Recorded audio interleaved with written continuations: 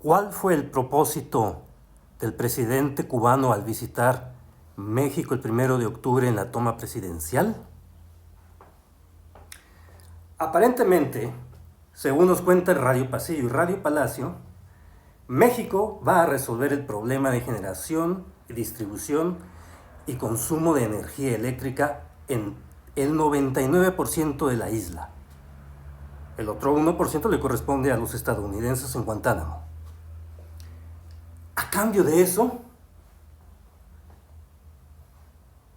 el nuevo presidente de la Suprema Corte de Justicia de la Nación Mexicana va a ser Tres Patines.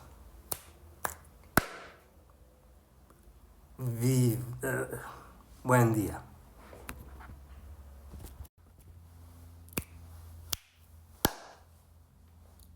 ¿Qué hago en México? Hoy necesitamos hablar del Estado de Derecho y el futuro de nuestro país. El Estado, seguramente nos vamos a confundir con muchas formas de definirlo, porque evidentemente estamos acostumbrados a ver pues, a nuestros compadres, a nuestros tíos, a nuestros padrinos, a ambos géneros, pues muy probablemente los has visto en estado de ebriedad. Pero es otra cosa aparte de la naturaleza humana, porque en efecto, Estado se entiende de distintas maneras. Estado como un conjunto de condiciones y circunstancias que están alrededor tuyo, se refiere al estado en el cómo estás. Se refiere a todas esas circunstancias que te permiten en algún momento cambiar y decir que estoy ya en un estado triste, en un estado alegre, estoy en un estado de conveniencia o en un estado de comodidad, o simplemente estoy en un estado de indefensión. No, eso es otra cosa. Estados se refiere precisamente a esas condiciones en las que nos juntamos, pero desde el punto de vista político mexicano, estados, recuerden, también se refiere a las partes que integran a nuestro país, a los estados libres y soberanos. Es un estado, es una entidad, tiene su propia personalidad y evidentemente de ahí parte el inicio de nuestra democracia y nuestro federalismo. Empecemos a distinguir. Aquí el republicanismo no tiene nada que ver y el sistema de justicia va muy ligado. El republicanismo significa que iremos cambiando de presidente o de dirigentes frecuentemente, en nuestro caso cada 6 años bajo elecciones populares. Ese es el republicanismo. El federalismo significa que los estados en el cual tú habitas habrá un sistema propio de legislación, es decir, que va a tener sus reglas internas propias y que va a tener libertad para que regule la vida diaria de ciertos aspectos. Y es parte del pacto federal. Es parte de lo que, o es en realidad la esencia de nuestra Constitución. ¿Y qué es nuestra Constitución? La Constitución política de los Estados Unidos mexicanos. Tomémoslo muy en serio porque es verdaderamente el cimiento, el único cimiento de nuestra nación. Es la ley inamovible, es la ley básica que no debe de estar cambiando constantemente a capricho de ningún presidente, porque en efecto, su artículo 134 no le concede facultades al presidente para intervenir en el Congreso permanente. De ahí se deriva lo que es el sistema legislativo, el sistema judicial y la idea de la división de poderes, no solamente como un contrapeso entre quienes gobiernan o quienes están ejerciendo el presupuesto público, ¿sí?, sino un sistema para dar certeza y libertad a toda la población de los Estados Unidos mexicanos.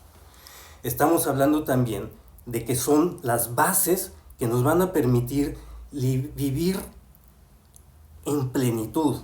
¿Por qué? Estado de Derecho, ahora sí veámoslo bien como lo que nos interesa en este punto para entender la realidad legal de nuestro país. Y recuerden, legalidad y política van muy ligados. A veces una deriva de la otra, a veces la otra de la una. Pero la Constitución política de los Estados Unidos mexicanos está destinada a generar un Estado de Derecho. ¿Qué significa un Estado de Derecho? Se la voy a poner muy fácil. Si estás en la primaria, en la secundaria o antes todavía, esta es así. El Estado de Derecho es exactamente lo que la mayoría de los padres te van a estar exigiendo y no cumpliendo. Es decir, obedece las reglas tal como son. Eso debe de incluir, y vamos a empezar con el reglamento de tránsito, con el reglamento de construcción, todo un mundo de leyes, reglamentos, y la Ley Federal del Trabajo exige muchas cosas, pero el Estado de Derecho significa que los ciudadanos vamos a cumplir con las leyes que nos competen, tanto en nuestro trabajo como en nuestra vida diaria.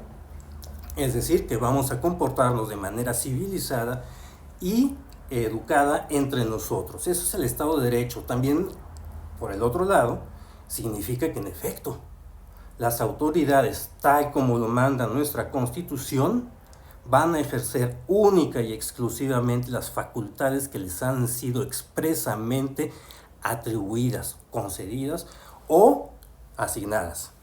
¿Vio? Eso es básicamente el Estado de Derecho. ¿De qué se trata? De que nosotros mismos vayamos haciendo que el vivir conforme a las reglas sea un hábito, no un obstáculo. Significa que puedes utilizar el sistema de manera conveniente, legal y sin abusar.